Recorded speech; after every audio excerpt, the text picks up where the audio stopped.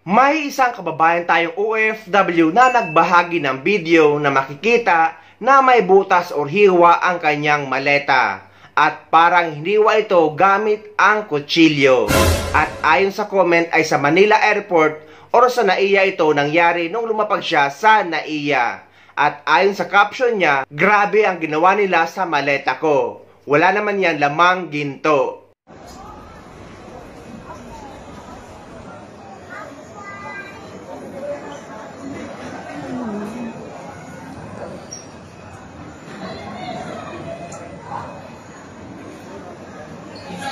Ganito din yung nangyari nung umuwi ako sa Pilipinas sa mga nakasabayan ko sa eroplano. Nung kukunin na nila ang kanilang maleta sa conveyor, ay yung iba ay talagang halatang binuksan. At yung iba na nakabalot o nakaplastik ay wala na at hindi na nakakabit sa maleta. What? Hindi kagaya sa ibang bansa na ibinahagi ng isang kababayan natin, na kapag may nakitang bawal sa loob ng iyong bagahe, ay sa'yo mismo ito pabubuksan. Or may nilalagay silang note na chinek nila ito. Hindi kagaya sa Pilipinas na basta-basta na lang sisirain. Dito sa Canada, pag may nakita silang hindi karapat-dapat na nasa bagahe mo, bibigyan ka nila ng gunting at ikaw ang mismong magbubukas ng bagahe mo.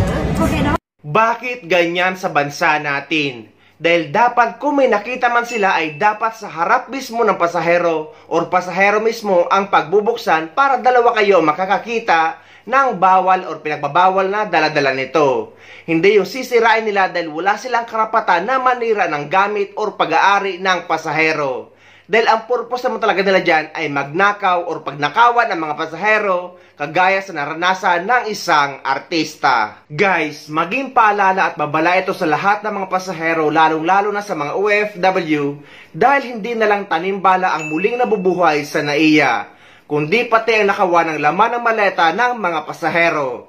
At pati nga ang artista ay hindi nakaligtas dito. Dahil asawa or partner ni Aiza Ziguera na si Liza Dino na lumapag sa NAIA Terminal 1 galing sa San Francisco, California, sakay ng Philippine Airlines. Nawala ng dalawang mamahaling bagay na nakalagay sa kanyang check-in baggage. Isang laptop at isang Apple Watch na nagkakahalaga na tig $1,000. Ayon kay Liza Dino, nilagay niya ang bagong bili niyang laptop at Apple Watch sa kanyang check-in baggage na pasalubong sana niya kay Aiza Ziguera. Dahil meron na daw nakalagay na 3 pirasong laptop sa kanyang backpack na kanyang carry-on baggage. So paglapag daw niya sa NAIA Terminal 1 ay dumating naman daw ang kanyang maleta. At pagkuha niya ng kanyang maleta ay hindi naman daw or mostly hindi naman daw naisipan ng mga pasahero na i-check ang mga maleta dahil nga wala naman sa isip nila na may ganung mangyayari or nakawan sa mga bagahe. Then pagdating sa bahay ay ibibigay na daw sana niya kay Aiza yung laptop at yung Apple Watch na binili niya. Pero pagbukas niya ng kanyang maleta ay wala na daw talaga. At napansin niya na may hiwa ang kanyang maleta na parang hiwa ng kutsilyo. Kaya dahil dyan, nag-post si Aiza Ziguera sa kanyang Facebook account para makuha ang pansin ng Philippine Airlines para ipaalam ang nangyari sa maleta ng kanyang partner or asawa. Nag-reply naman daw or nag-reach out naman daw agad ang Philippine Airlines sa kanila at nagsagawa ng investigasyon. At after nga ng pag-iimbestiga ay wala na or hindi na nakita ang kanilang laptop at ang Apple Watch. So, nag-decide na lang ang Philippine Airlines na i-compensate ito or bayaran. Ngunit, ang babayaran ng PAL ay yung Apple Watch lang, hindi kasama yung laptop. What? Well, siguro in terms of this incident, sana magkaroon po ng proactive na action yung ating airport on how to address these matters. Kasi, opo, nangyari po sa amin. Swerte po kami dahil it can easily be cascaded because we're celebrities, kahit pa paano, may influence po. Pero, paano po yung iba? Paano po yung iba na... Actually, when I posted, I saw a lot of, I saw a lot of stories na, kumbaga, na may mga pinagdaanan din silang ganon na... Pero hindi na actionan. So, siguro yun. Kami, I'd like to say na, yun nga po, na we're thankful na mabilis naka-action, pero sana hindi siya limited sa mga taong kilala. Sana mas maraming maka-experience ng agarang serbisyo. Yes, Oo. yun po talaga. Tama, I think tama. we need to be proactive. We need to take this as a point of action of our authority sa NAIA na pag may ganito pong incident na nakawan yung bag mo mismo, how do they get in touch with that airport, and ano yung protocols nila? Kung halimbawa man po na merong tamang at legal na may formal process po talagang, for example, yun nga, the laptop is deemed to be dangerous siya. Dapat meron po yung notice talaga. Meron po siyang pasabi na, okay, this particular bag, kinuha Yes. yung bag na ito, na-flag na siya, pagdating ko pa lang po sa Manila, pwedeng yung bag hinold muna, tapos i-inform ka. Siyempre, pag hinanap mo na yung bag mo. Actually, that's the thing. Parang, ang pinaka-ano nga dun is, the paper itself is enough eh. Correct. Ah, Kasi imagine mo, ilang pasahero din naman yung may pinagdadaan ng may laptop sa ganyan. Lahat yan, i-hold nila. Ang tagal din. Pero sabihin, at least that paper is enough to let us know. Kasi yun lang naman yun eh. Oo, Gusto mo tama. lang maging kampante din na, Correct. okay, ito yung nangyari dun sa gamit. Diba? Pero Pero hindi ba umaasa pa pwede ba ang ako? PAL, hindi ba pwedeng mag-make representation ng Philippine Actually, Airlines? they tried naman po. Nung kausap ko kahapon, they're actually very accommodating. That's good. They tried to talk to their counterparts doon, pero pagdating po sa security kasi, very limited lang din daw po yung binibigay sa kanila. Pero Okay. umaasa pa ba kayo na mababawi nyo yung nawalang gamit nyo?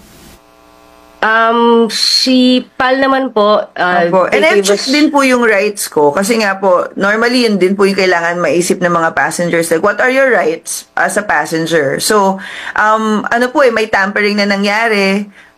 The bag was slashed open. So, meron po talagang responsibility din doon yung mga airline. And talagang nakakatuwa naman po kasi we didn't even have to tell them. Si Pal po mismo yung nagsabi na they value yung taking care ng mga bagahe ng mga pasahero. So yung sa laptop po hindi po nila mako-compensate, pero they will compensate for the watch. Okay. Okay. Incidentally, may press conference mamaya ang Department of Transportation at dun ata sa OTS Partner Office of Transportation Security. Kaya ewan ko baka yan ang i-discuss nila sa nangyari. Dapat May pangako ba yun? magtanong. May pangako ba yung DOTR sa inyo, Liza? At Ice? Kasi kamo nakausap mo? Nag-reach out po sila, I think, pero wala pa po kasi kaming naririnig back from them. It was really PAL swift action na medyo kumbaga ni-lean in, doon po kami nag-lean in kasi nga, lagi silang nagbibigay ng updates po talaga hanggang kagabi. So That's kagabi, nag-resolve na po talaga sila na after 2 days of investigation, merong ng limitations kung hanggang saan pa yung magiging kaya nilang gawin para malaman kung saan nawala. Pero because of that, they will compensate us in some way para po ma-resolve yung issue. So, may compensation, Liza. Nangako na yung PAL na may compensation. Yung watch Opo, daw. opo, watch sinabi na po lang. nila. Binigyan po nila kami ng option na flight credits or or yung yung amount nung relo. Okay. So, anong pipiliin mo? Siyempre yung relo. Opo kasi pasalubong ko po talaga. Oo Mas mataas ang value ng credit na Pinapangarap ko na eh. Oo. Patingin nga ng relo mo. Mukhang maganda naman yun. Hindi mo na kailangan ng Apple Watch. Katulang po eh. At atula.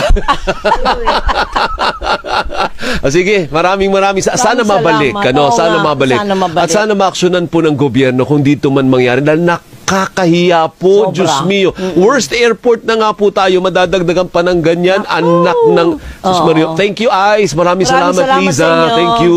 Salamat po sa inyo. Good luck. Thank you. Ito nga yung sobrang nakakaasar sa NAIA dahil hanggang ngayon ay may mga nakawan pa rin ng mga laman ng maleta ng mga pasahero. Kaya hindi talaga advisable na maglagay ng mamahalin sa check-in baggage, kagaya ng mga gadgets, mamahaling relo, mamahaling bag, gold at pera. Though, hindi naman talaga dapat nilalagay ang laptop sa check-in baggage dahil meron nga itong lithium battery na pwedeng mag-cause ng sunog. So, dapat nakalagay ito sa inyong hand carry or laptop bag. So, ang lesson ngayon guys, wag na wag kayong maglalagay ng mamahaling bagay sa inyong check-in baggage dahil mainit ito sa mata at nakikita nila ito sa screening at pwede nila itong nakawin.